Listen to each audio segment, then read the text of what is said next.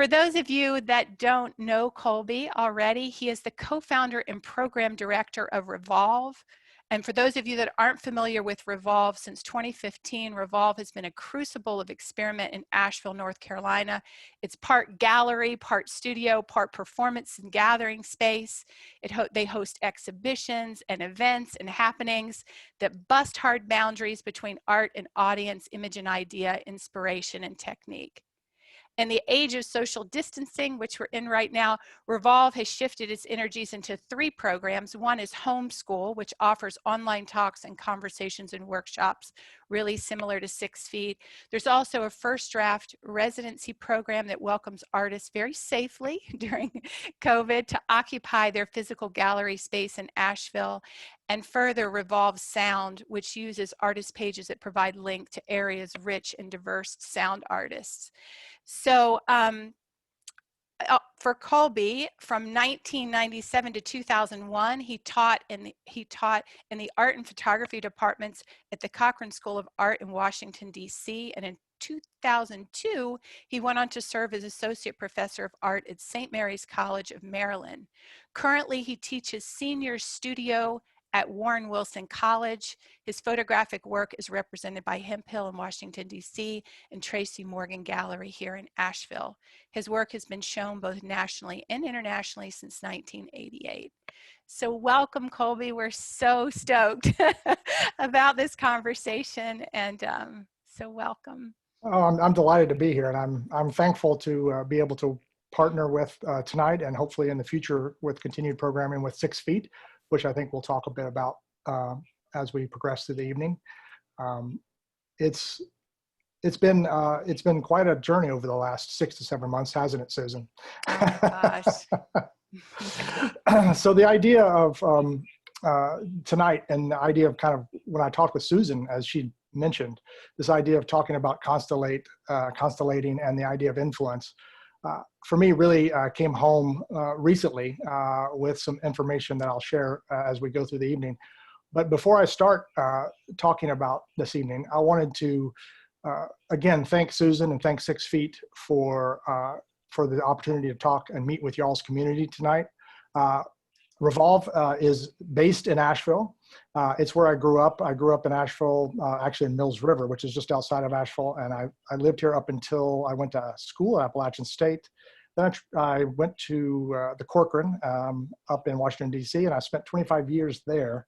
But then I moved back here about 7 years ago. And I mention that just because I've got some deep roots here in Asheville, and in some ways it is home, but at the same time I've had some remarkable experiences and connections and influences by spending time away from Asheville.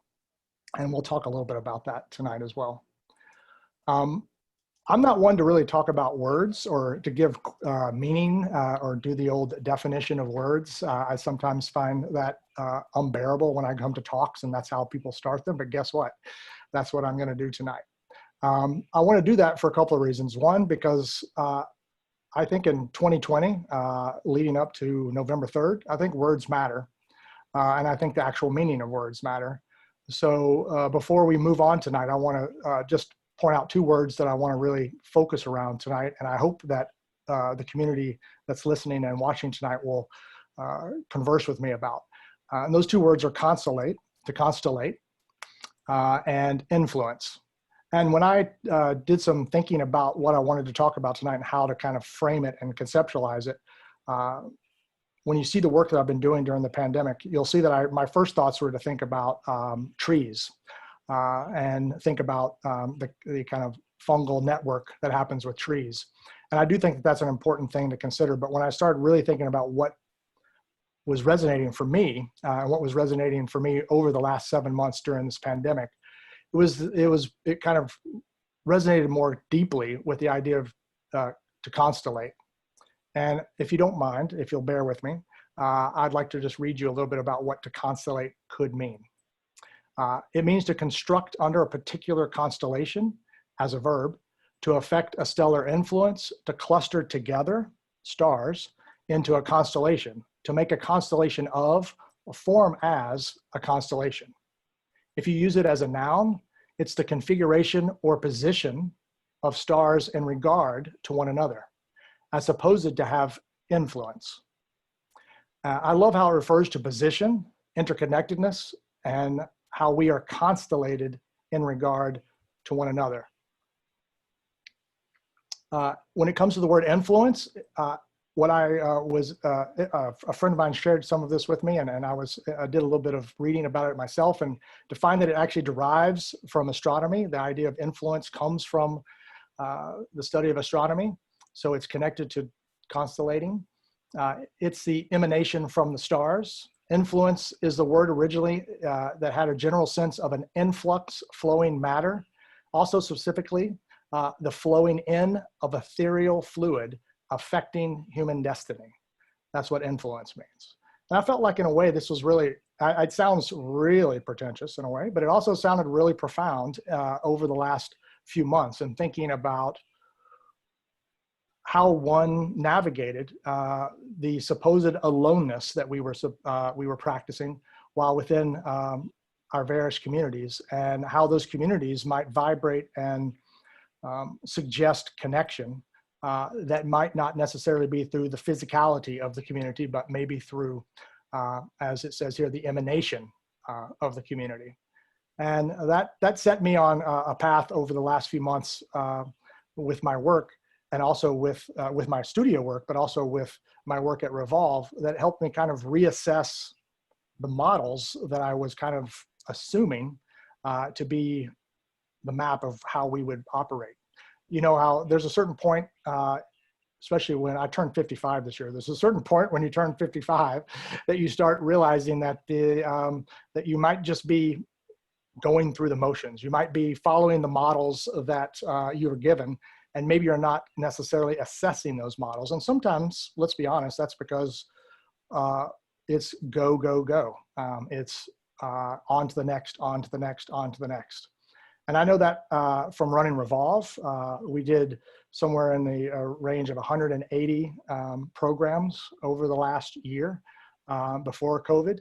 And sometimes it became very clear once COVID hit that the slowing down actually gave one a chance to actually assess what was working and what wasn't working, not only in my own professional work, but also within the structure of Revolve and how we constituted community. And so I thought I'd maybe try to share some of those thoughts tonight and kind of discuss how other folks have been thinking about community, thinking about their own personal work once you had that slowdown with the pandemic and had the opportunity to kind of reassess operating models that you just accepted and assumed as you went through your day, and kind of share kind of what came out of it from my own personal work. I would love to talk with Susan and other folks about how it may have affected their professional work in the sense of their day job. I call it, the running Revolve 6 feet. I know Black Mountain College museum folks, the Asheville Museum folks, the craft folks here in Asheville, how it affected different art hubs here in this city. And then kind of then pull back, and my idea was to break this talk into three bits. We're having the first bit right now.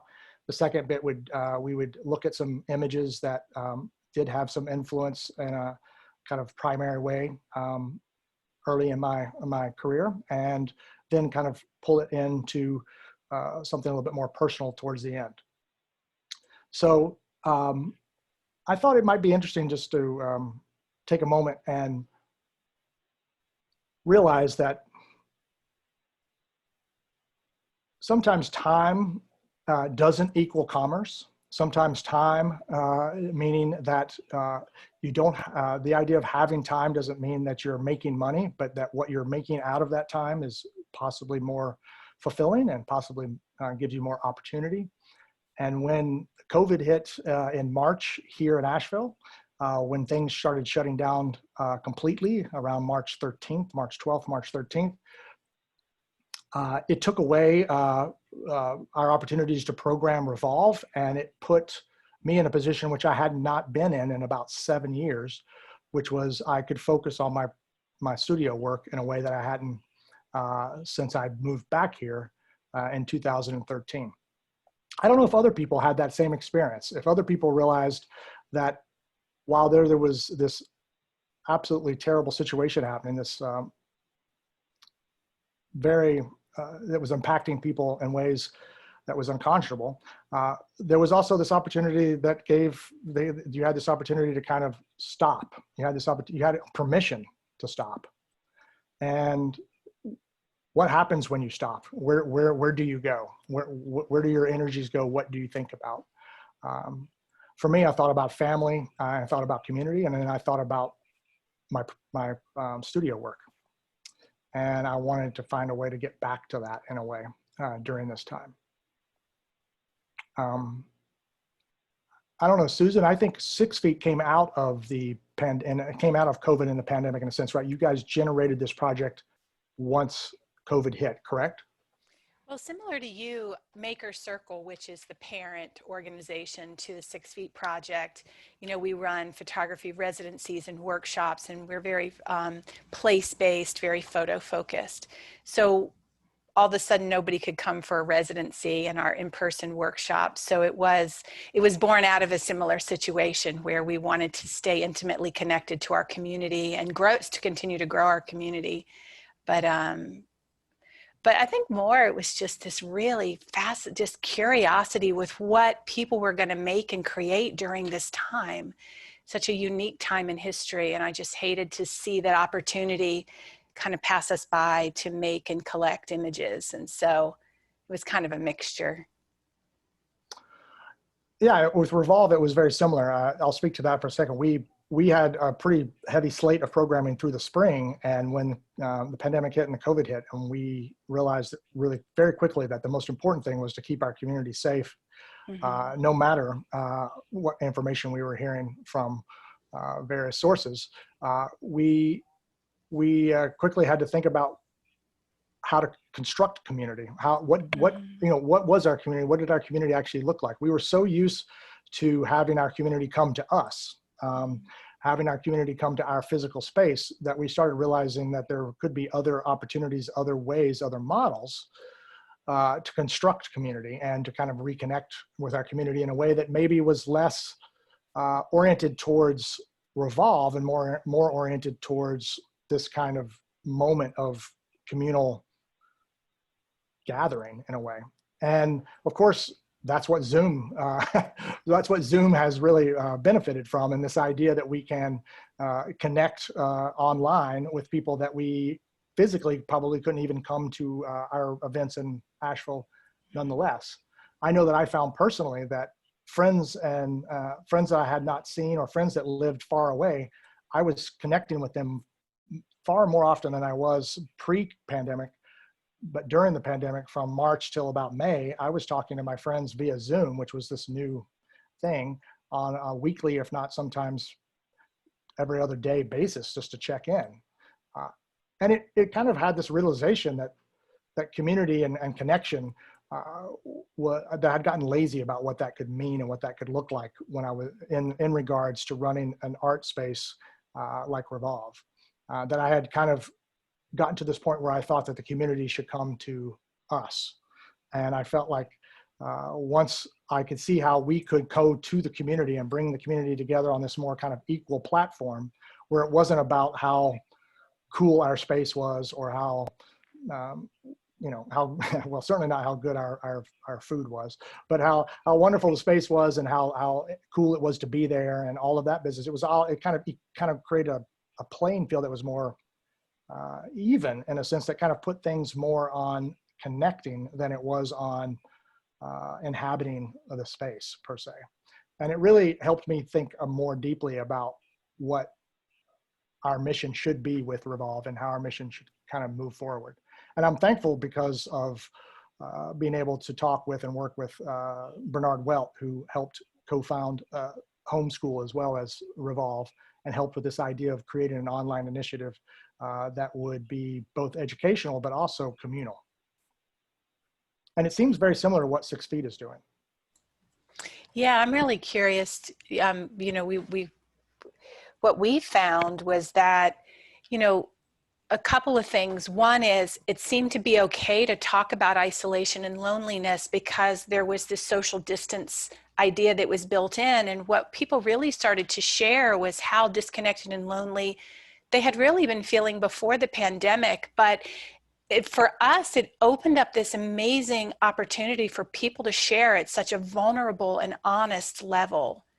I had some of the best photography work I've seen, some of the most beautiful writing I've seen came out of those early days of the pandemic where people were just raw and ready to share. And I'm so, certainly the pandemic's had lots of horrible things about it, but one of the beautiful things about it has been this deepening of intimacy and connection through numbers of different communities. So I'm excited to hear that that's also been true for Revolve. Yeah, I mean, I think of just to use one example and to talk a little bit about how it kind of made me rethink and reconfigure the model of community via an art hub. It was a program that we did with Scooter LaForge, who was a painter who was based in the Lower East Side up in New York. And he had, we did this in May. He had been sequestered for about 3 months, almost completely. He had not gone out outside except to get groceries that were left at his door. And he could not get to his studio. So he turned his entire apartment in the Lower East Side into his studio and into his canvas, and painted not only the walls, but the ceiling, the floors, the furniture, everything. And we had an opportunity to kind of have a program with Scooter's, I think he called it the Corona Cave. And what was wonderful about it was the way that the program came together as a format. We had a curator and art historian talking about Scooter's work from LA. Scooter was based in the Lower East Side. The moderator, Bernard Welt, was in Washington, D.C., and Revolve, who was the host, was in Asheville, North Carolina. So we were able to connect across the country via this format, not only to talk about art and to talk about how art was being made, but also to check in with each other, to see how are things going in California? How are things in New York? How are things in DC? How are things in Asheville? And it kind of created a very different sense of community and a very different sense of connection that kind of helped me, it certainly helped me rethink what the primary focus of an art space could be, even post-pandemic, and thinking about how important it is to not stay so stuck in your silo, not only your silo within your own city, but the silo within your own country, within the art community as a whole. And it really helped me understand how when we were faced with this kind of inability to connect in our normal ways, that to be able to think outside the box and think about ways to connect that could create maybe more revelatory or transcendental moments that we could not have had otherwise. It made me realize that there could be a variety of different things that could happen post-pandemic that could be very exciting for our community. Beautiful. Yeah. Sweet. So yeah, I think maybe what at this point I would like to do, if it's okay, is to maybe kind of move towards my personal work and show a little bit about how the pandemic affected my practice and what came out of that. I would love that. I'm so excited to see what you've been up to. But I'm also willing and open to the fact that if anyone has anything they'd like to comment or question about this previous little bit about art spaces and how art spaces have shifted during the pandemic, we'd love to hear what other people are thinking. Yeah, we've got a quick question from Craig. He says, I'm curious if you think that the connections provided by the use of technology during the quarantine will continue when restrictions from the pandemic are loosened. Is this our new normal in the larger community, or will we go back to the old ways? That's a great question, because I think it really helps connect to photography in general. And that is the fact that I think technology should be seen as a new tool. It's another tool that we can use. If you equate it to photography and the idea of the wet darkroom being what the normal was, the digital darkroom coming into the forefront in the 1990s into the 2000s as being the new normal, I think the answer would be this gives us more tools to work with, to connect, more tools to work with as a community. I hope, I'm deeply committed to the idea of continuing to use the tools that have been developed during the pandemic to find ways to kind of create hybrid forms moving forward in whatever the new normal is. And I think what's exciting about it is, just as it is with the studio practices, I'm not sure what the new normal is going to be, and therefore it gives a lot of room for us to define it and how we want the new normal to operate and how we feel like the new normal serves us, instead of always feeling like we have to raise towards or meet the standards of what's been set before us. So I feel like technology, while some people see that as kind of grinding forward and grinding out the old, I see technology as a partnering, as a way to create hybrid forms moving forward, just like I feel the same way through the medium of photography. And I've tried very deeply to try to find those connections in my own personal work through the hybridness of wet photography and digital photography. Sweet. Let's look at some work. Oh my goodness. Okay. Are we ready to do that? We are ready. Okay. So before I jump this up there, just a preamble to this. When I moved back to North Carolina in 2013, to be very frank about it, I had what one would call a very, what would one call it? A dry spell, of creativity. I had not made work or new work from 2013 till January 2020. I lived here for 7 years without really engaging in my practice in a way that I was very used to moving back to North Carolina. And that's for a variety of reasons, which we don't need to get into right now. But to be very honest, what it did was it helped me also realize what my studio practice actually consisted of. And it helped me understand what studio practice actually is when you're operating with a variety of side hustles, let's say. And for example, if you're teaching, if you're running an art space, if you're trying to have a studio practice, you may find that you have no time for studio practice. That gets left to the end. And it did for me. And that's why I did not make work for about 7 years. And it wasn't until the kind of oncoming pandemic that I was able to create the space to be able to find that work again. But my point is that I really have had enough time, as we all have, to kind of think deeply about why things are the way things are, at least personally, much less socially and politically at the moment, over the last few months. And I've been able to kind of really make peace with the fact that my studio practice had to adapt to the fact that studio practice doesn't limit itself to what traditional studio practice looks like. My studio practice incorporated running an art space. By running an art space, I was given the opportunity to meet an amazing array of creative people. And through that, I was able to absorb, steal, create hybrid forms of a lot of really cool ideas that I would have never been in touch with if I would have sequestered in my own little studio practice and just focusing only on my work. So I realized that even though the last 7 years I didn't actually make physical work that was new, I was actually gathering and absorbing and maybe stockpiling information through a variety of different means of being connected in the community that I was living in, that I hoped would then at some point result in some new work, which is what started happening in January and then really hit the ground running in February, March, April, May, and June. And I'd love to show you a few examples of that, if that's okay. I'll screen share now. Take me a second to get all my technical things organized.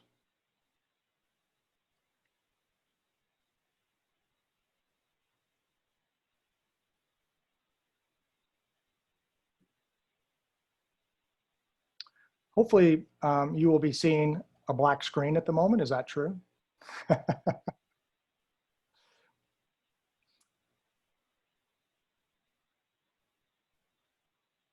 And hopefully now you're seeing an image. Is that true? Just to make sure. Great.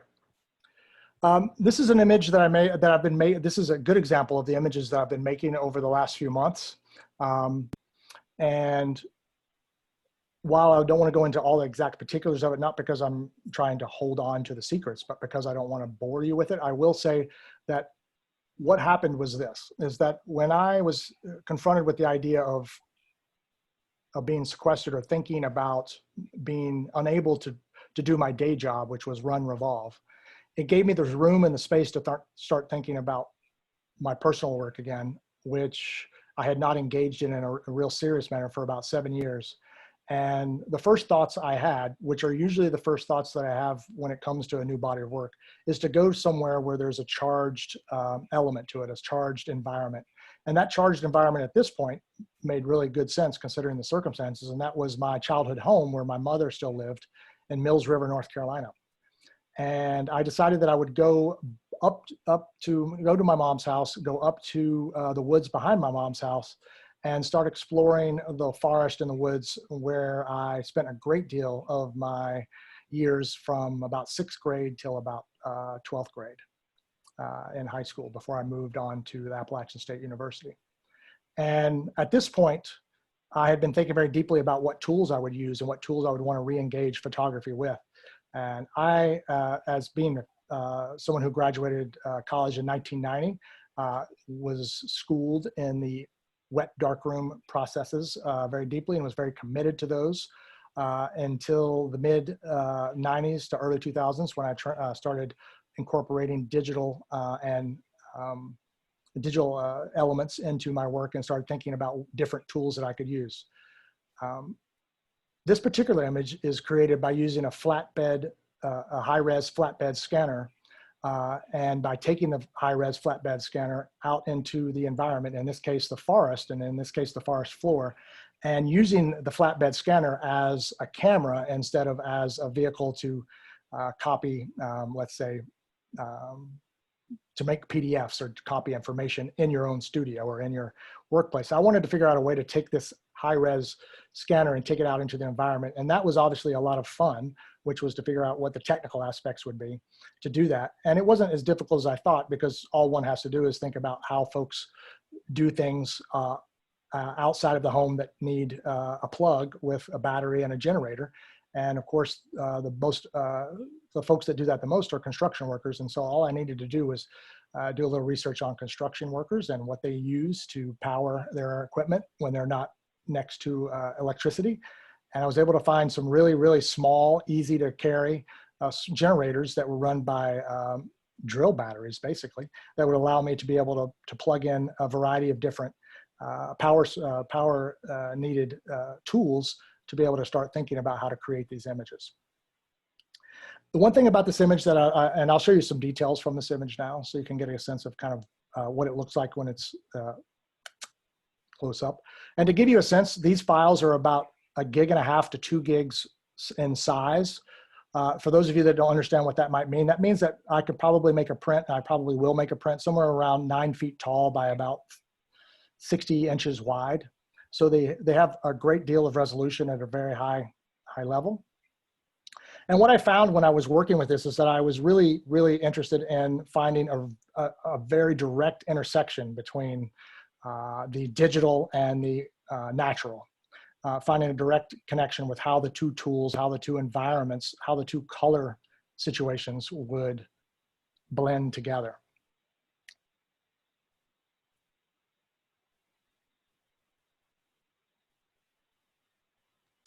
And what I found when I was working, and keep in mind that, again, getting back to the context, I wanted to work somewhere where I felt safe. I wanted to work somewhere where I felt comfortable, in a sense that I felt like I could do a lot of things that I wouldn't be necessarily concerned about people being around because of what was going on with COVID at that time in the early stages. And so I found myself wanting to get to the natural world, to get to the forest, to get to the woods, which I think we all kind of found, if we had the opportunity, that was something that we really wanted to do. And what I wanted to do was not only find the forest, but I really wanted to be in the forest. I wanted to be on the floor. I wanted to be on the ground. I wanted to spend as much time as I could exploring and being a part of that world, because I felt like in some ways the world that I inhabited otherwise was infected with COVID, and I wanted to find a world that I felt safe in. And that was the forest, and that was the forest and the woods that was behind my mom's house to begin with. And then eventually I moved to other spaces and other woods and forests and other walks that I found safe and relatable. What you're seeing here, I think, is also important to note, is that you're seeing that these images are single exposures, quote unquote. They're not in post-production collaged together. And what happened with this particular process that was so exciting for me was that I realized that I could be active in this process. I could actually become, it could be a performative aspect. I didn't just set the camera on a tripod and push the shutter and allow it to work. I actually carried the scanner around and moved the scanner during its exposures, which, if those of you that have worked with scanners know that scanners run between 8 to 10 minutes on their exposures, depending on the resolution that you choose. So that means that you actually get to work with time in a very physical way. And that was something that has always been interesting to me about photography. And so what you're seeing here, and a lot of times when you see these breaks in the tree trunks, that is me moving around and moving the scanner up and down the tree or around the tree, or even in some cases to different trees to kind of get a sense of what's happening. And of course, when you're working with technology and you're working with scanners, there will sometimes be disjunction, and sometimes there will be some digital noise that will show up. And I found that that was actually I was very happy with those accidents, which I always have been in my work, if you know my work at all.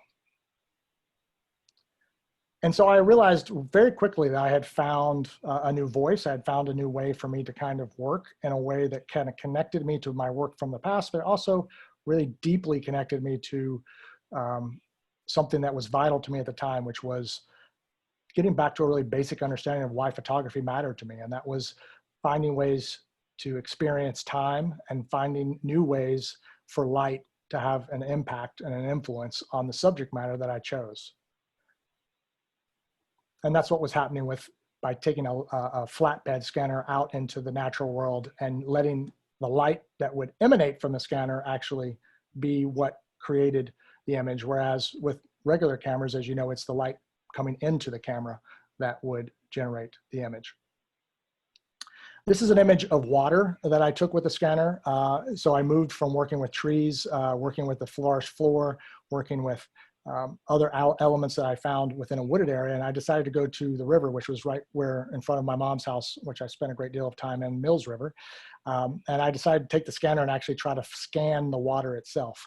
And I started getting some really interesting things happen. And this is just one example of that.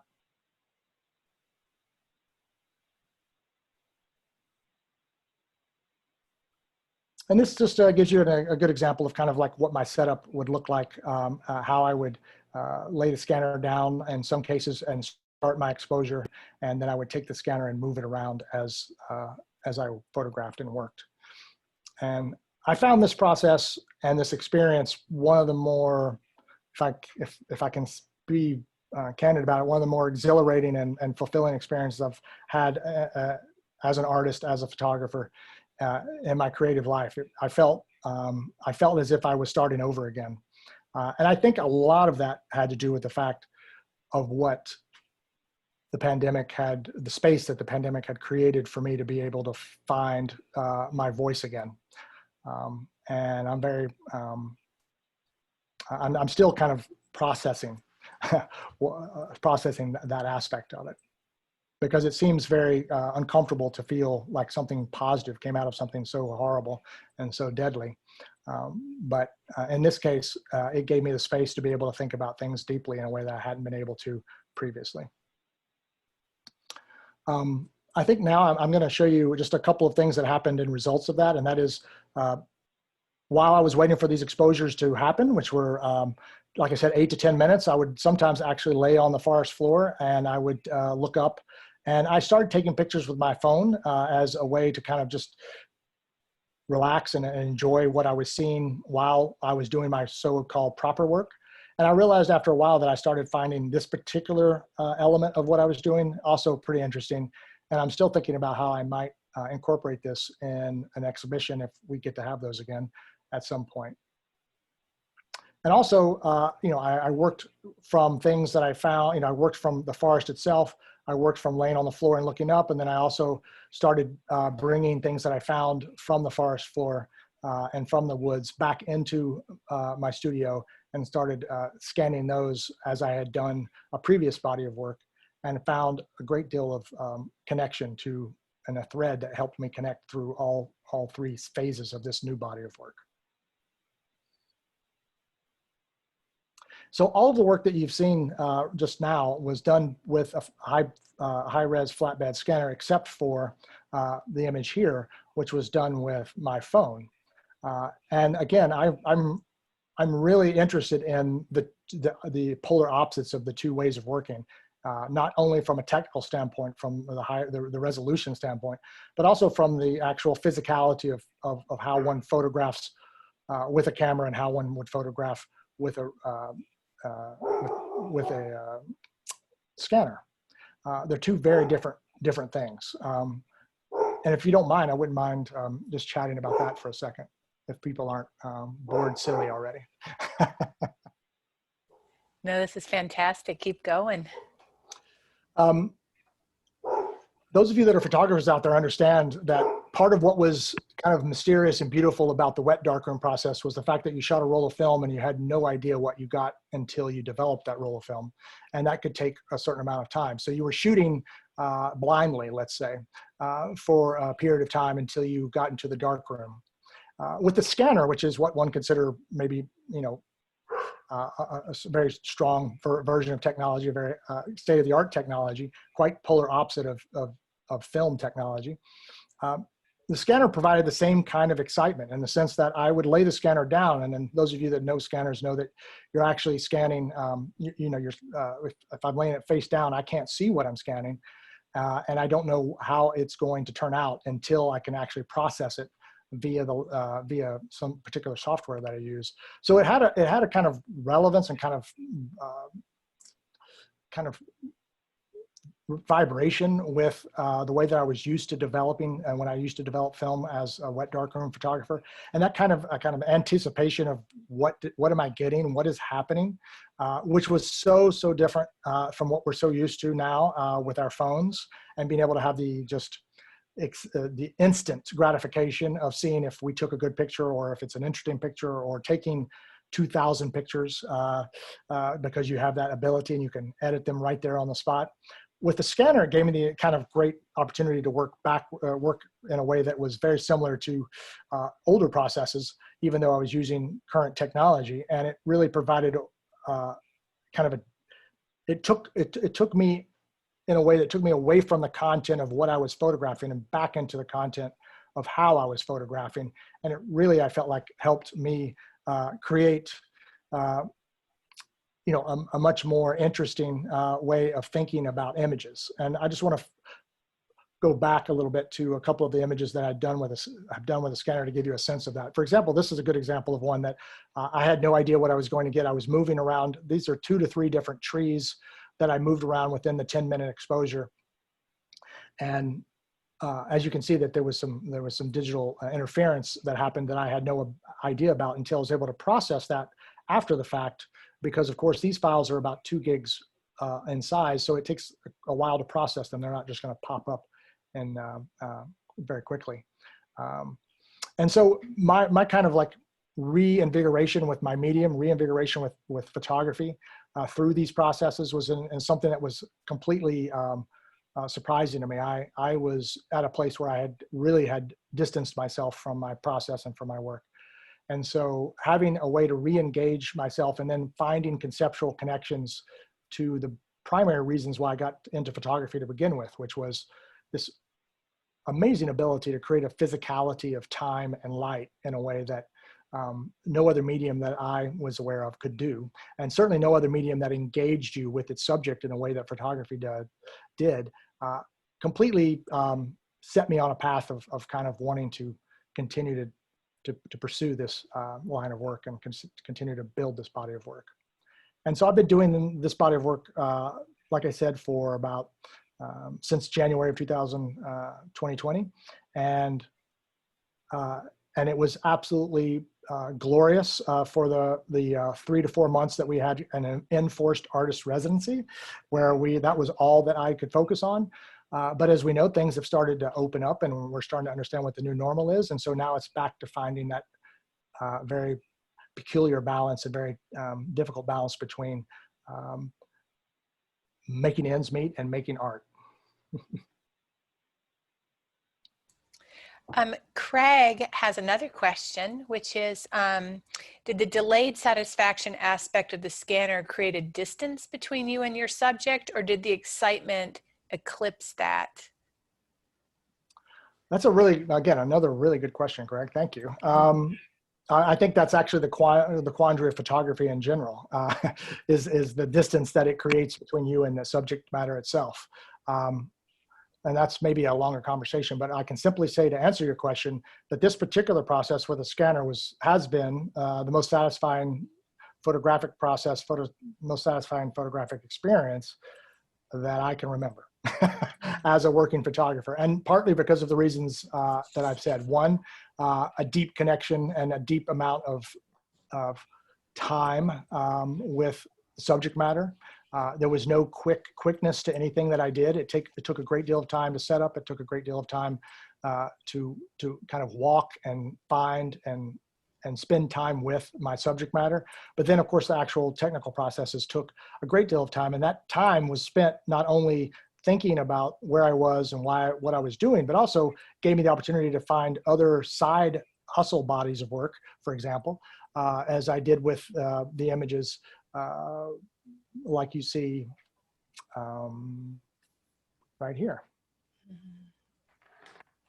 With the shooting from the forest floor, which was all this work was done while I was waiting for the exposures to finish. And then sometimes while the exposures were finished, I was collecting things that I found nearby to take back into the studio and photograph there. So it was a very exciting experience for me, but partly just to get back to it, because it brought me back to the primary reason I got interested in photography to begin with, which was this kind of confluence of time and light in a physical way.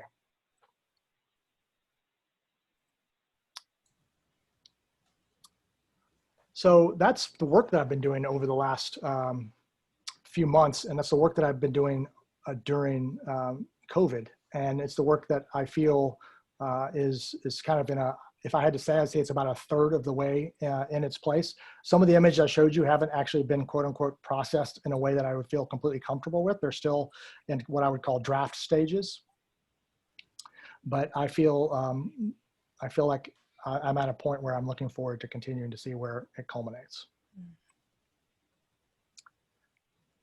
So I think that's enough about my work. And I thought that what I might do next is if it's okay with everyone, I might just talk briefly about something that occurred recently that kind of set me on a very different path that will be our next section, which I'd like to share 3 examples of photographs that have had a tremendous impact and influence on me in ways that are still reverberating. That sounds fantastic. Let's see, yeah, I think I'll just leave it on this image. I think this image is okay to talk over. Recently, unfortunately, I got some news that a couple of my professors and mentors from the Corcoran died over the last couple of months.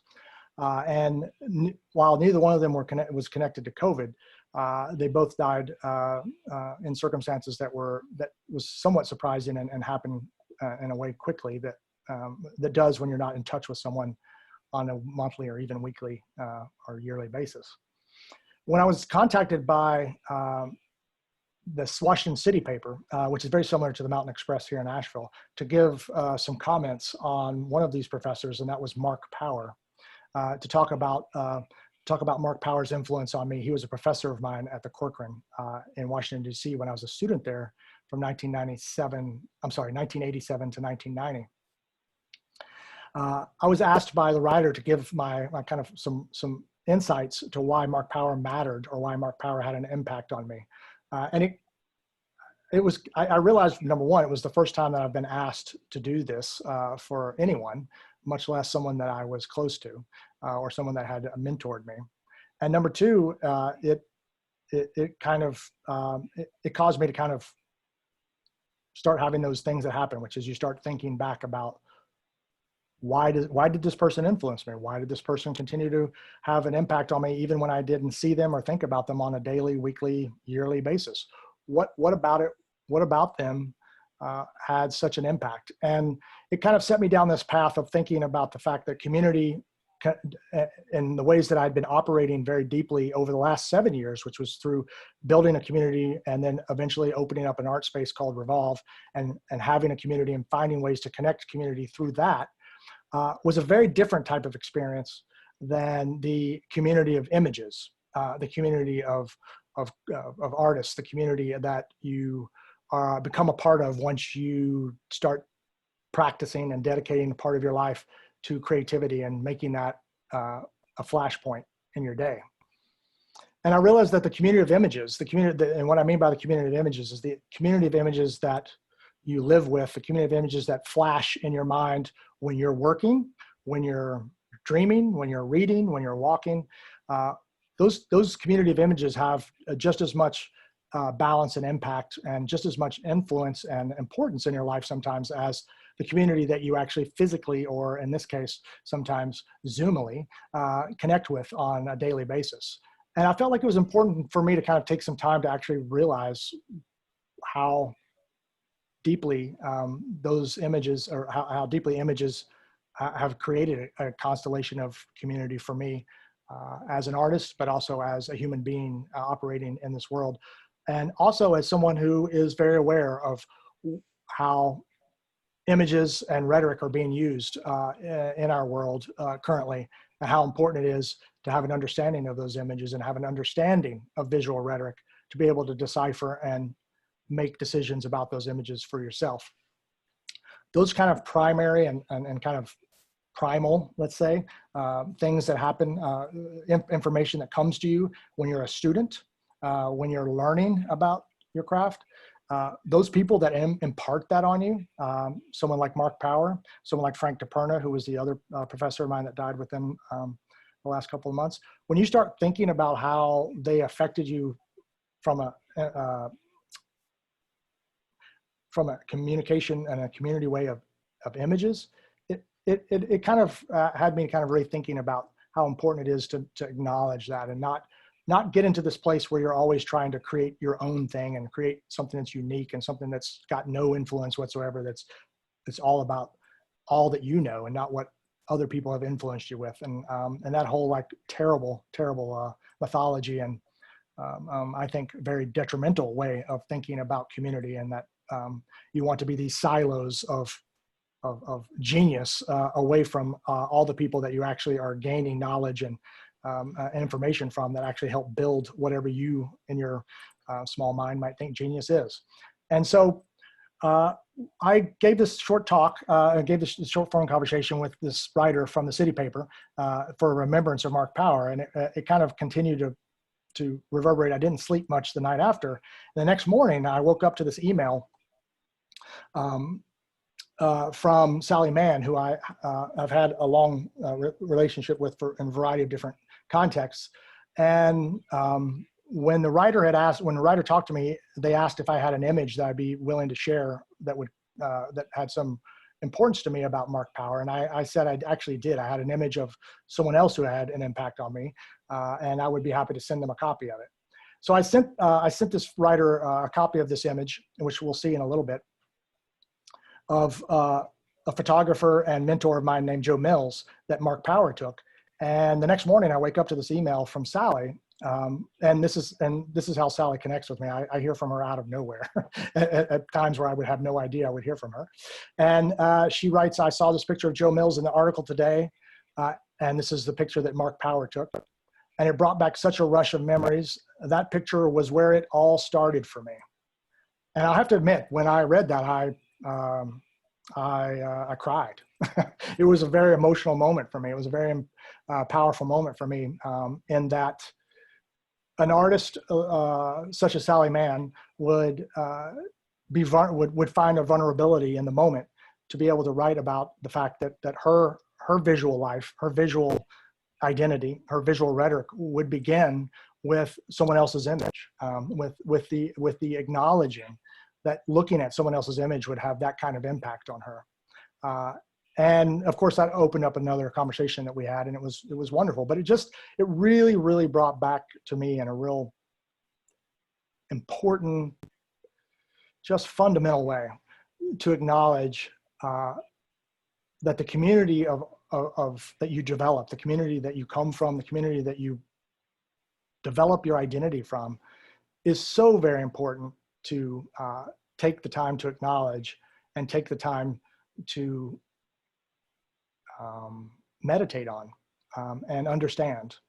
And if someone like Sally Mann can say this about Mark Power, who was a vital and a very large presence in the Washington, D.C. photography world, but did not create the kind of presence in the larger world that Sally Mann did. But for someone like that to be able to acknowledge that in a way, it really helped me kind of put things in perspective, but also helped me kind of really, again, reassess what community is and how community actually operates, and how important it is to both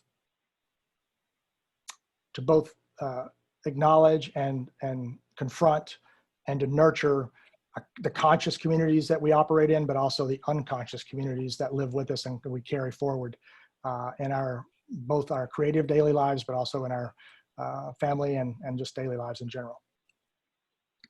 So what that did was I just thought I would share 3 images that had done that for me. And I can see that it is, oh, we're doing okay, I think, on time. Are we doing okay on time? And I thought I'd share just 3 images to kind of help you understand where I'm coming from, but also to kind of give you some background on how they reverberate, and maybe hopefully would set you on a path to think about what images have continued to reverberate for you. I do want to say that the first image that I'm going to show is an image from World War II.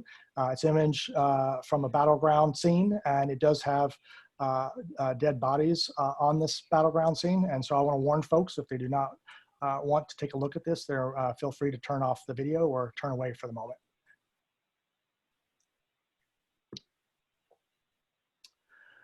So I've mentioned in passing, and I won't go into it deeply, but before I went to the Corcoran and became an art student, I was a 20th century European history student at Appalachian State University. And the first photographs that really resonated for me, and the first photographs that really struck a chord with me, were the photographs that, quote unquote, illustrated the textbooks that I read for my history classes. This particular image by Dimitri Baltamons stayed with me, it haunted me before I even thought about taking my own pictures, just stayed with me as an image that really conveyed to me what the text sometimes couldn't, which was what it felt like to find a loved one dead on a battlefield. And it's an image that I kind of continued to carry forward, and I wrote I would illustrate several of my term papers with this photograph and other photographs by this photographer, to a point where my professor said that I needed to have less photographs and more words if I wanted to continue to be a history major. That's when I started thinking more deeply about the fact that maybe I was more drawn to the visual than I was to the text.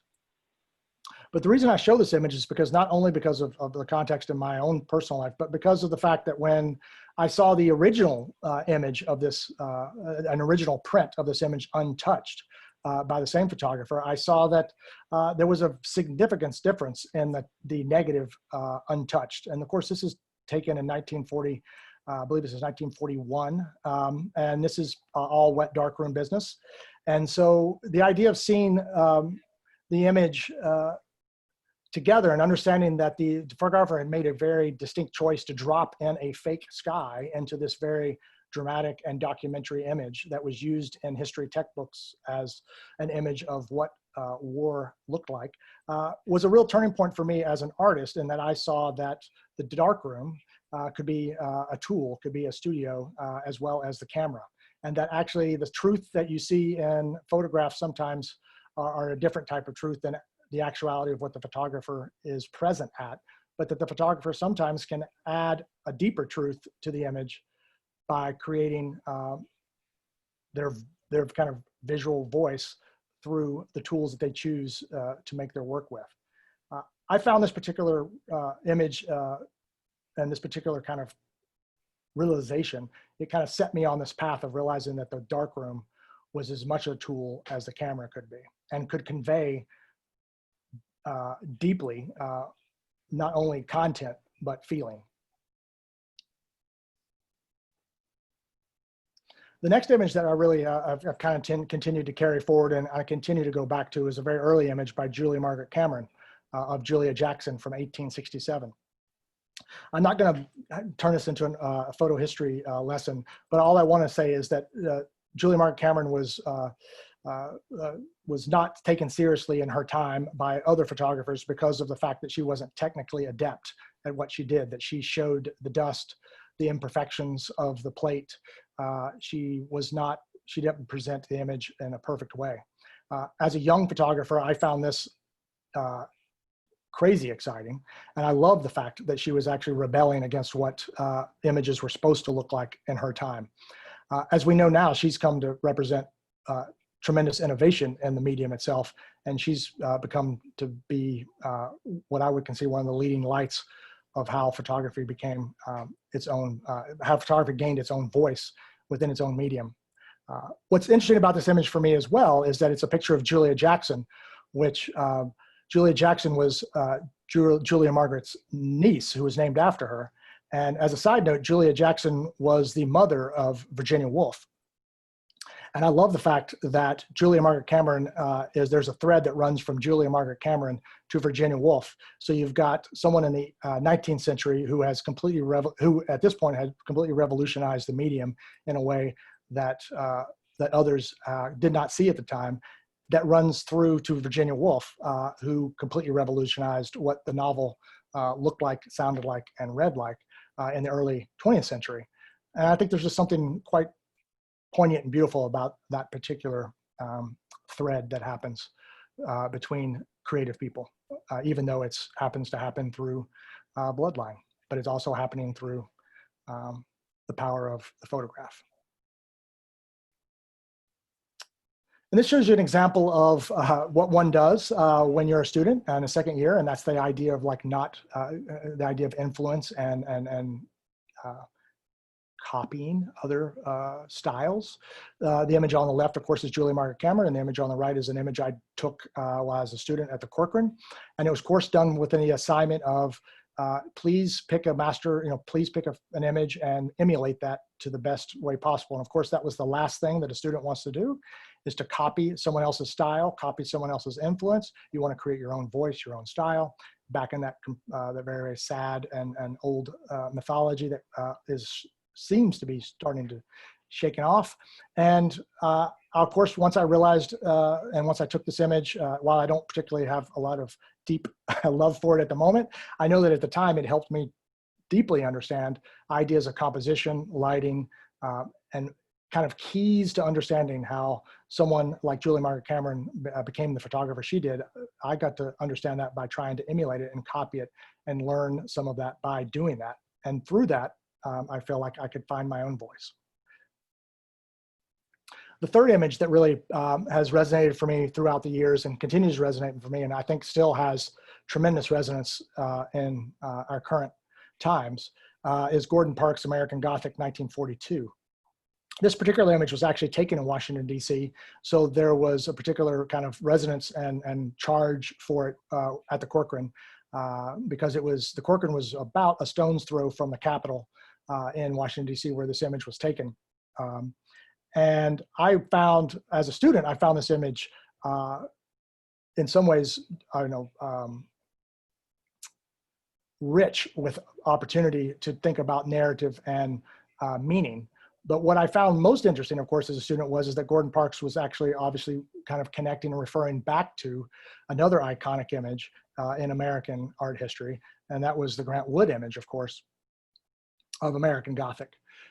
And again, it helped me kind of deepen the idea of what influence could mean, how influence and how the idea of emulating or doing something that someone had already done, but doing it in your own voice could actually create a revelation of meaning that was much deeper and maybe even more relevant in the current day than the supposed icon of art history that it came from.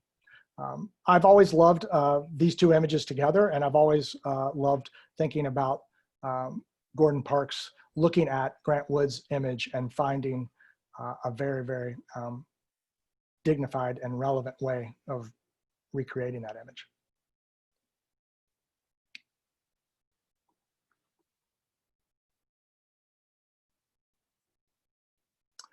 And I think that comes to the end of my images of the night. I would love to talk further about anything that I've shown, or I could certainly go back to these images, but I'm going to stop sharing for a moment so I can just pop out and say hello, and come back. And I'll be happy to come back to talking about anything else that people would like to talk about that I've brought up tonight. We've got some questions and comments coming in. And I will forward those comments to you at the end of the thing. People always say lovely and beautiful things about folks. Let's see. Eric said, Colby, I love seeing your work and would like to return to it for a moment. You've spoken eloquently about your process in connecting to place and making the images. You also mentioned that your scans could and likely would be printed 9 foot by 5 foot. Can you say something about scale in your work and how you envision it being presented and seen? That's a really good question, partly because I think that was, I said that only to give a sense of the capability of the files that I was generating, and kind of creating a connection between how long the exposures were, about 8 to 10 minutes, and what kind of files they were suggesting. I'm thinking that I will certainly create some images that size, but I also will, I am also considering very deeply about thinking about creating images on a much more intimate, smaller scale. I'm also thinking about presenting the images not only on the wall, but also on the floor and on the ceiling, and kind of using the gallery space in a similar environment as in the environment in which I photographed in, and not limiting myself to only, or limiting the viewer to seeing the work from the wall. Beautiful. Eric, if you have a follow-up, you can unmute yourself. Otherwise, we'll keep moving. And just to follow up for a second with that, images that you see of the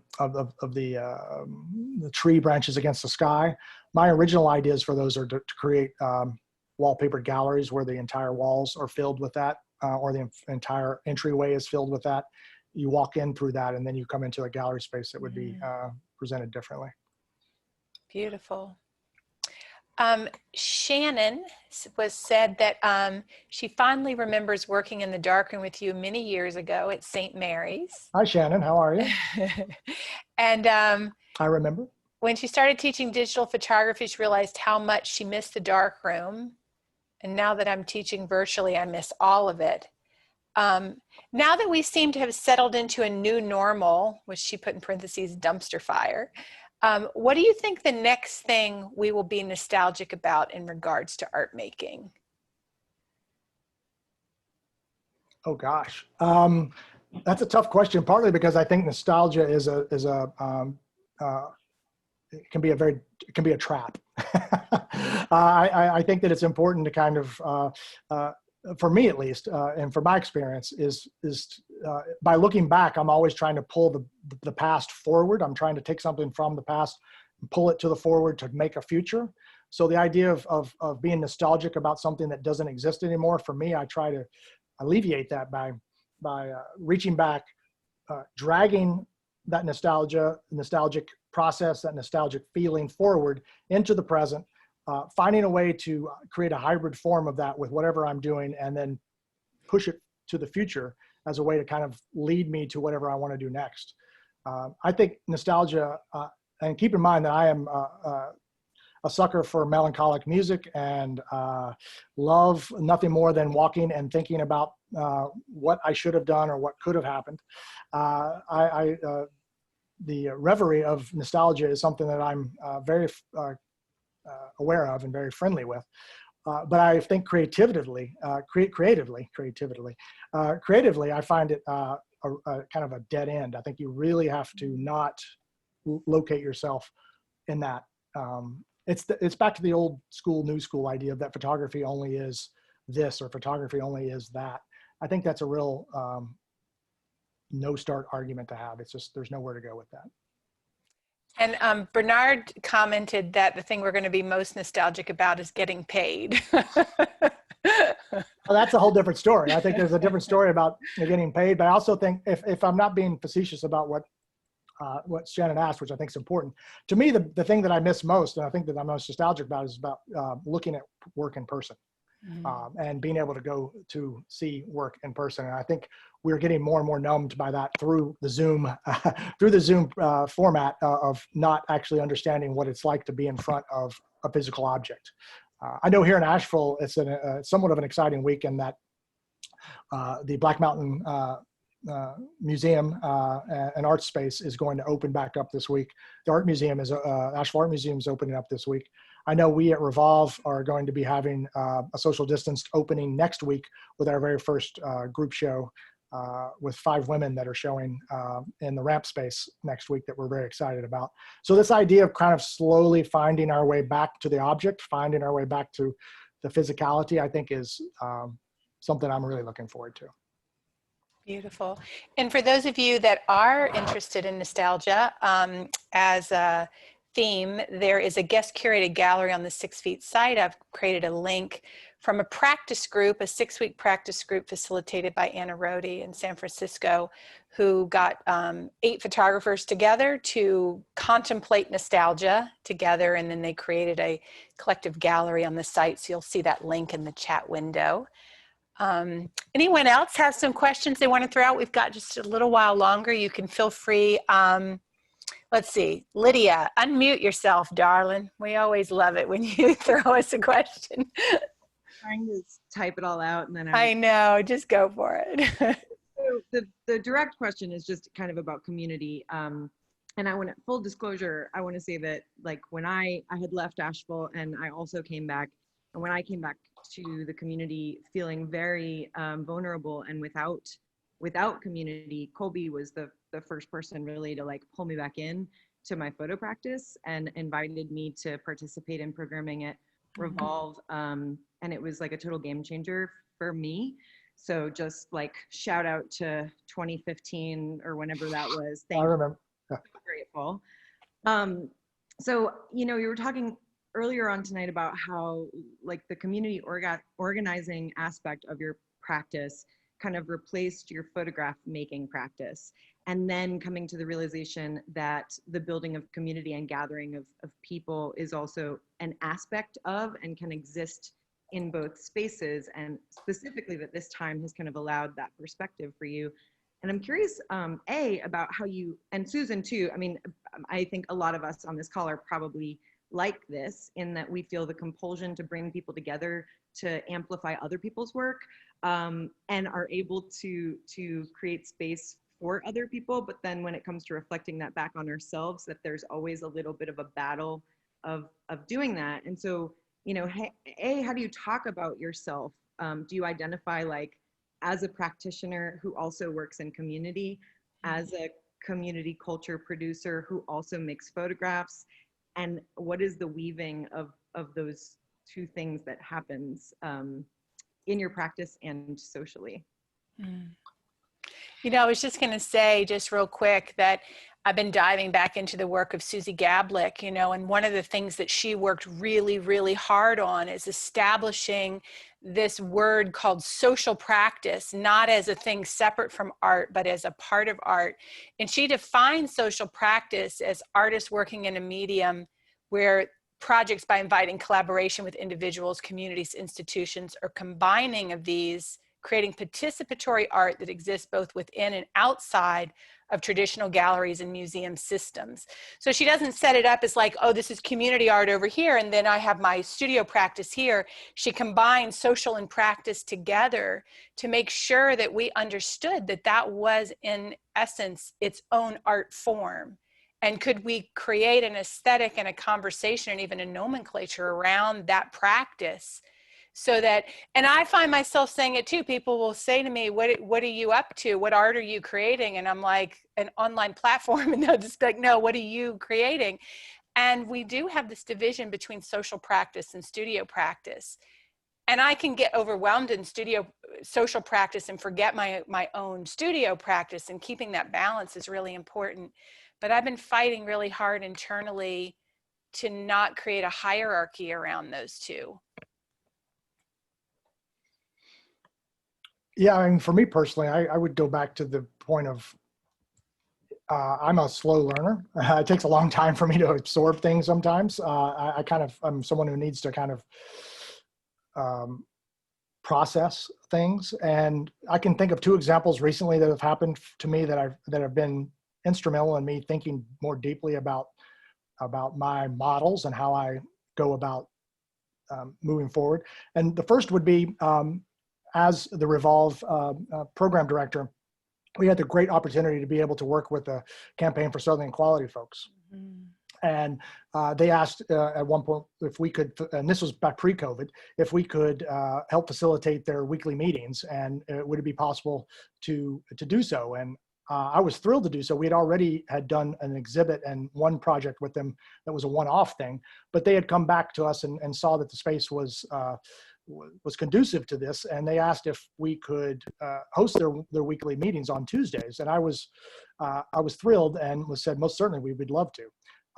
And to be very frank about it, I was excited about coming to the meeting. I was excited about being at the meeting. I was excited about seeing what people are getting up to. And within 30 seconds of the first meeting, it was very, very clear to me that this was not a meeting for me. This was not, even though I was facilitating this meeting, this was not a meeting that I needed to be a part of. And so my point being is that I learned very quickly that sometimes my place, the ways that I can be the most present is by not being present, by sometimes giving space to people, giving space to different needs and different communities that needed to find a space that they felt like they could meet in without other, well, for lack of a better word, without a straight white male being present.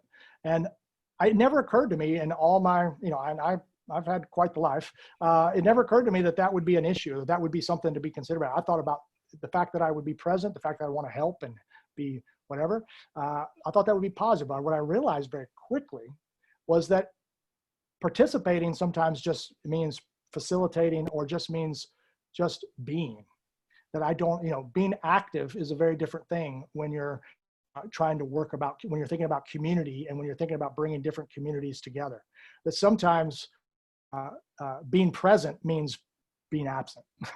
And I know that sounds very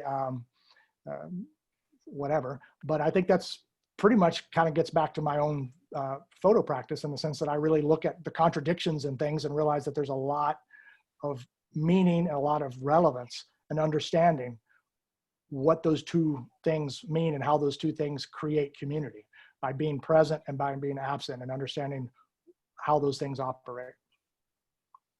Beautiful. Bernard, you had a question. You want to unmute yourself and hop on for a second? Yeah, thanks. Hey, Colby. Hey, Bernard. Oh my goodness. I saw Arthur. Hey, Arthur. Yeah. And, Sue and Lydia and Eric and everybody, hi. So, I am still really interested in your work and your approach to it. And well, thank you. Yeah. And to get personal for a moment, oh, good God. Many, many years ago, we started out not knowing what things we had in common in terms of our ideas about an approach to art. And then we found that we had some really important stuff in common, and kind of went from there. So I think something that's really significant about the way that you approach photography is your attitude towards mistakes and accidents. And there are other photographers who have, something like that attitude. I thought that Ann Zelli's talk was really great, but especially in the way that she talked about spontaneity. So I just thought it would be good especially there might be people here who don't know your work, your method. Why mistakes and accidents come up so much? Why leaving things to chance to arrange things? Why letting the process take over? has been so important. Wow. It's big. It's very big. Weirdly enough, the first thing that comes to my mind is going back to foundational experiences. And this is going to sound really off topic, but I promise I'll bring it back very quickly. I think that I learned this at a very, very early age in two experiences. One, fly fishing with my grandfather and understanding that that you can go with the best laid plans, but actually the most remembered and deeply thrilling experiences are the ones that do not follow the plan, and that there's wonderful things come out of that. But secondly, was playing in being in team sports, and again, the idea of improvisation and the idea of like you're following. Everyone follows what they're supposed to follow, but you never know what's going to happen until you actually enact the play. And once you put the play in motion, everything that the coaches have taught you, everything that you think that you know, everything you've practiced can go out the door if something completely unexpected happens. And it's what happens when that unexpected thing happens that it creates, to me, the most exhilarating, as a player, as a football player, is what I'm speaking of, was the most exhilarating experience that I had. It was like that moment when that happened. And then the result of that moment sometimes was that I was 10 yards behind the line of scrimmage, being laughed at. Sometimes it happened that I was in the end zone celebrating with my teammates because the unexpected happened. And my point being is it kind of set the tone for me to be aware of and not be afraid of the unexpected, and realize that the unexpected actually may reveal something that I would have never thought of, which to me always creates transcendence. If I can think of it, to me, it's a known entity, it's a known quantity, and I can kind of think it through to death. But if I have never thought of it, it's going to surprise me, and I can find transcendence in that. And for me, that's why I've tried to dedicate my life to the creative life, is because I'm in search of that transcendence. And to me, the mistakes and the things that come out of processes and tools, that's where transcendence happens. Thank you. Great. I hope that was helpful. Yeah. Using a sports metaphor with the end. I had to throw in some sports in there. I'm sorry. I think it's Thursday night football's on right now, and I'm still here, so that's saying something. No, actually, I was thinking about, you remember back in the, whatever it was, the 90s, when people said, well, we have to do all this self-reference and quotation because there's nothing new to do. Right. And then, like people like you always show, oh, come on. There's lots of new things to do. What isn't new is when you plan everything out and you know in advance, or you think you know in advance, what it was you wanted to say, what it was you wanted to do. But if you're open to other influences than yourself or your will, then there's lots of new things. Anyway, I appreciate that about you. Yeah, I mean, to me, it's the old adage that everything's been done, but it's not been done by you. And that the wild card in that is you. So what will you bring to it? What will you show? What will you explore? What about your curiosity will transcend the mediocre? And to me, that's the exciting part about trying to make something. One thing I think of real quickly is that an assignment that I used to give students back in the day was that I would have to break the class into half, and half the class would shoot a roll of film, and half the class would take digital pictures. And then I would say the first group to get a final print would win something. And everyone wanted to be in the digital group. Everyone was, and when I would break the class up and they went into the wet, they were in the film group, they would completely say, we give up already. We're never going to be faster than the digital people. But every time I would set them in motion, I swear to you, the wet darkroom photography group always won because and it wasn't, and they always thought the technology was going to lead them to the way. The wet darkroom always was the fastest, and fast didn't necessarily mean good. And that's what my point about the assignment was, is that everyone was all excited about the digital, the new technologies, and how fast things could be and how quick things would happen. And I was saying, maybe that's not necessarily a good thing. Maybe it's actually okay if it takes longer. And so then I would, have them incorporate with the wet darkroom that would take longer, but guess what? It was faster. So then it helped them kind of realize that, it wasn't the technology that mattered. It was about how you process that technology. So. Beautiful. Hey, Benjamin, you're unmuted. Did you have a question? Hey, Benjamin. No, I don't have one. I'm just Oh. Thought maybe you were getting ready. I actually unmuted myself. Oh, good, Tim. Hi, Timma. Colby. That was wonderful. And thank you also from my ETSU class who joined tonight. And Craig Brad is one of my students and asked some great questions. But and I love seeing your new work. It's so beautiful and interesting conceptually. So my question is just the examples of influences that you showed are historical photographers. And I'm just curious if you can talk about any contemporary artists who are also kind of experimenting with different kinds of capture devices whose work you're interested in, or that have been influential at all to this way of making images through your scanner? You're bringing up a really good question, and I'm going to admit something that's going to, that may or may not undermine everything that I've said tonight. And that is, I tend to look a lot at other disciplines outside of photography for that kind of input. And to be very frank about it, and this is where my studio practice has been completely reinvigorated by my day job at Revolve. I spent a great deal of time with musicians and how musicians are making music and how they think about music, how they think about composition. And with Revolve, and we had a Revolve sound space for 3 years, watching and how they create sound and think about their instruments and their relationships to instruments.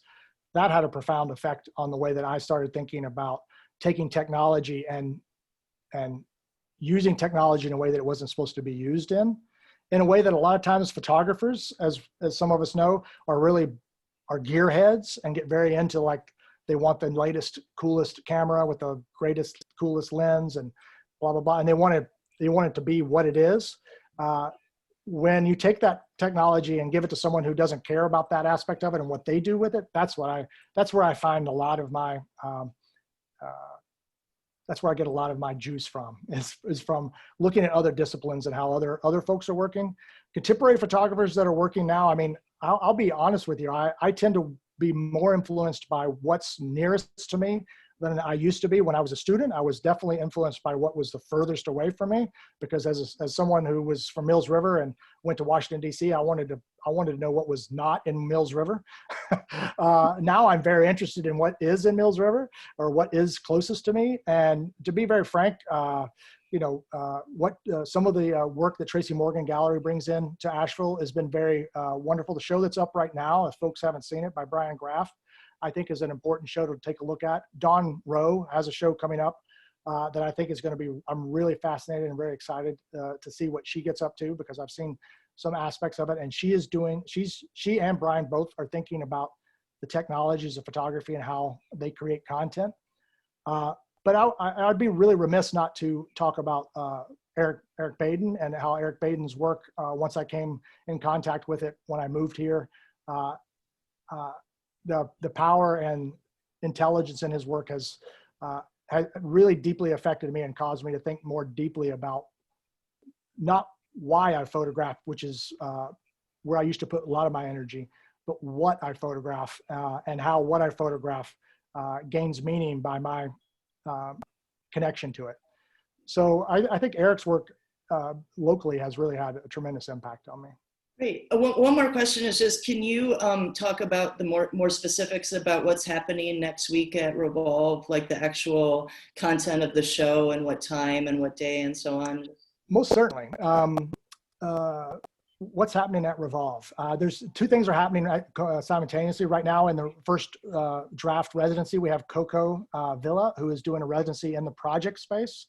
And she's doing a month-long residency, and she is posting on Instagram through the Revolve Instagram. And then at the end of this month, which will be right around the same time as this show opens, that I'm going to talk about in a second, she'll have an open studio where you'll be able to see what she's been working on throughout the month. And you'll be able to sign up through a Sign Up Genius form that will come out on Monday.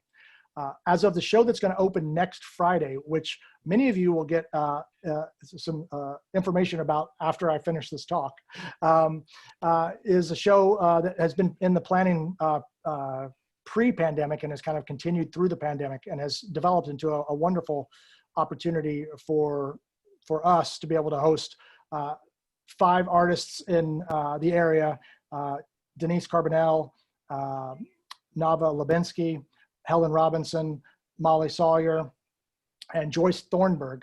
There are 5 artists that are working under the title In Place of Pleasing, which is the title of the show, In Place of Pleasing. All 5 of them work in different media, and they'll be showing and putting the work up in the Ramp Gallery, which is a bigger space next to us. And we'll be having a social distanced opening there next Friday from 4 to 7. And there'll be a sign up genius that will pop out over the weekend that you can jump into. And the show will be up through the month of October until the beginning of November. Okay, great. Thank you. And there will be a lot more information on our website about it this weekend. Thank you. Thanks a lot, Colby. You can also check your chat window. There's a link to the next 6 Feet and Revolve co-hosted event, which is really a beautiful event that Revolve put together for October 1st. So there's a link there to sign up. So while you're here, just go ahead and click on that link and get signed up for that next event. And then if you haven't checked it out already, Eric Baden and Diana Stoll did a fantastic Thursday night Zoom event for us. That link is also in there. You can see the recording of their event, looking at pictures, just one of our favorites. And then also in the chat window, there's info about Coco's first draft residency, which is, if I'm not mistaken, a collaboration with Engaging Collections. Is that correct? That is correct. So Lydia is also Engaging Collections, and they did an amazing collaboration with Coco's first draft residency. So you can check that link out there.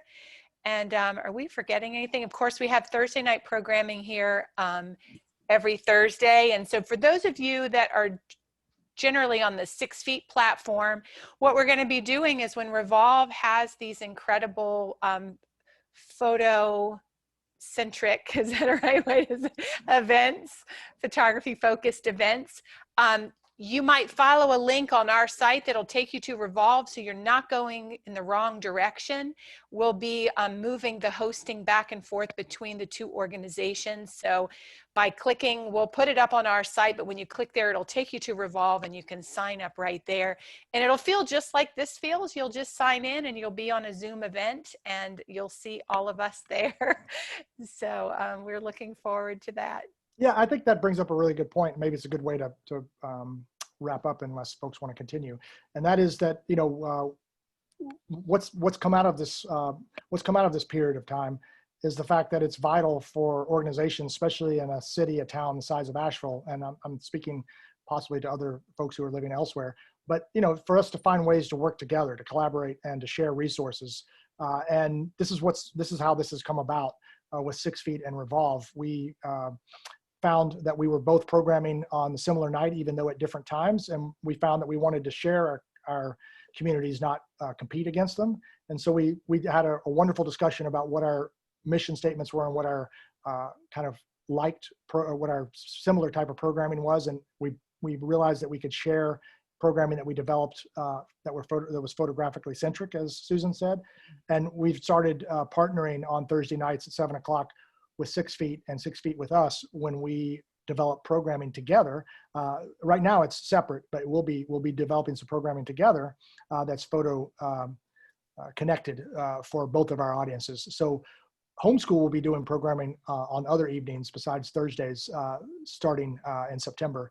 And right now, as Susan's mentioned, tonight was our first kind of collaborative program between Revolve and 6 Feet. And then October 1st with Frank DePerna's conversation will be our second. And then our third is actually with Don Rose exhibition that's going to be at Tracy Morgan Gallery on October 29th. And then we've got some wonderful discussions underway with some really exciting initiatives that we hope to be able to share with y'all about our partnership around photographic issues that we're working on throughout the fall and hopefully into 2021. And I think we can also talk about the fact that we are also working together to put together an exhibit of the 6 feet work in the space, the exhibit space at Ramp and Revolve this late fall, early winter 2021. So we are thrilled to be able to not only connect with the community, but also to find programming that we can share and develop together. Yes, absolutely. Just a couple of quick other announcements while I have you here. If you haven't already submitted work through the 6 Feet website, there is a submission portal. If you see we have guest curated galleries, we are always inviting folks to come in and interact with that collection. The whole purpose of it being there is for curators and lovers of photography to go in and engage with the images. You can curate either from our submission site, which we just give you a link to jump in that folder, or you can go to the hashtag Life at 6 Feet and look at the Instagram collection. Sometimes there's different images in each of those places. If a theme jumps out for you or you get really excited about a certain body of work, you can pitch to us a theme for a guest curated gallery, and we will help you get the whole thing set up on the 6 Feet website. Additionally, we have lots of folks who want to take practice groups and join in practice groups, but we don't have a lot of people who are facilitating those groups. So if you're a photographic educator and can devote 4 to 6 weeks, an hour and a half each week, we will set you up with a practice group. We'll take care of getting all the registrants for you. And then if you have a skill you'd like to share, just because you love telling folks how to do it, please let us know, because we will set you up with a Skillshare online as well. And the whole purpose of all of this is to keep us connected, motivated, nourished, and creating during this time. So we're so happy that you're here. And we really look forward to seeing you again. And if there's any other questions or thoughts before we close, feel free to unmute yourself and jump in there. Hi, let me just put my screen here. Hi, Susan. Oh, there's it's Leslie. Hey, I got my sound working, so thank you. Job. But this is my question. I've just put myself out on Instagram, but I wanted to put some of my images onto the site, Yes, onto 6 Feet. And I think they're relevant because they're social distancing. And so I know you said I just put the hashtag. yes. Or does it come to a place first where you look at it before you put it out? How does that work? No, thank you for asking. So anytime you post a photo on Instagram, if you use the hashtag Life at 6 Feet, yes, it'll get put in there. Some people make the mistake, and there's a little confusion there. Our personal feed for the 6 Feet project is also at Life at 6 Feet. So sometimes people go to our feed and they're like, where are my photos? So instead, when you go to the search bar at the top of Instagram, in the search bar, you can actually put the hashtag first and then Life at 6 Feet. And what that will do is you can actually follow the hashtag in addition to following us. So when you put that hashtag in, there's 4,100, 4,200 images there. So sometimes your photo might fall. I wish it put it in chronological order of when they're added, but it doesn't. It creates a little algorithm. You might have to scroll a while before you see your images, but if you used the hashtag, and remember folks, all the words are spelled out. So it's Life at 6 Feet. All of it's, 6 is SIX. Okay. Well, thank you. Yep. Thank you. Shouldn't have a problem. Yes. Okay. Great. Thank you, Leslie. Colby, anything else you want to say or add before we sign off? No, I'm thankful to see a lot of new faces, but also to see a lot of familiar faces from a variety of different contexts that I've operated in over the last few years. So I want to thank everyone for taking the time out on a Thursday evening, and I appreciate your attention and hope that there was something worthwhile there. Oh, it was fantastic. I'm jazzed. Great. Well, I guess that means I can watch Thursday Night Football now. Is that yes, right? you can. I'm kidding. I'm going to probably walk my dog. Cleveland, Cincinnati does not excite me very much. All right. Thanks, everyone. I really appreciate it. And you could certainly find more about my work. My website is myname.com. It's colbycaldwell.com. So if you're interested and see what else I get up to. And then please check out both 6 Feet and Revolve's websites for our upcoming programming. And I want to thank Lydia for her patience with my recent foray into this voting initiative. You've been very helpful, so thank you. Hey, Susan, it's good to see you. Oh, Philip? Susan Martin. Hey, unmute. Where'd she go? Unmute yourself. I want to see you. Oh, there you are. Hey, Susan. Hi, how are you? So good to see you. This is a lovely Hey, Tom. event. You know, Colby, your words, they're awesome. Love your words. Thank you. It's so nice to see everybody. And I'm like, as soon as you said that there was going to be like some kind of actual opening, I was just like, oh my God, I want to see these people so bad. So maybe I'll try to sign up for that. Make the long trip. Please do. It'll be coming out soon. Good. Promise. Cool. As soon as I get off this. It was supposed to be out before. Walk your dog. Yeah, I know. It'll be there. Love you all. Love you. Thanks so much for coming out. Thanks, Karen. Thank you, Philip. Hang it. Can we? This is my favorite part. Is that like as Hey, people Tom. stop, it's just we're like, can we just hang out together? Somebody wants to leave. Hi, Colby. No, I'm not leaving. Tom knows the score of the game. Did Tom just leave? Damn Yeah, it. Tom left to watch football. I was gonna say Tom's screen was turned off the whole time because he was definitely watching football. Okay. Oh, Thanks, everyone. Thank you so much. Bye. Thanks, Susan. Bye, Colby. Bye, y'all. Bye. Thanks, Philip. Bye, Karen. You bet. Bye, friends. Bye, all. Bye.